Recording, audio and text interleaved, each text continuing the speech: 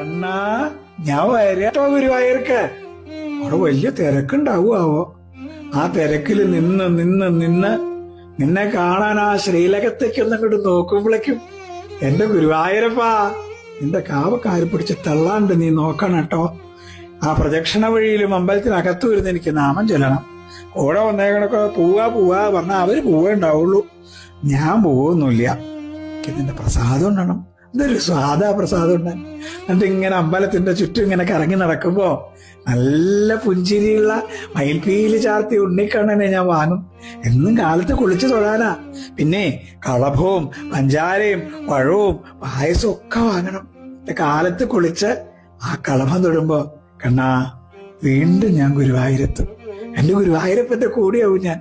എന്നും എന്നും എന്റെ ഗുരുവായൂരപ്പന്റെ കൂടെയാവാൻ ഒരുപാട് ഇഷ്ടത്തോടെ കാത്തിരിക്കുന്നത് ഞാൻ. കൃഷ്ണ ഗുരുവായൂർ.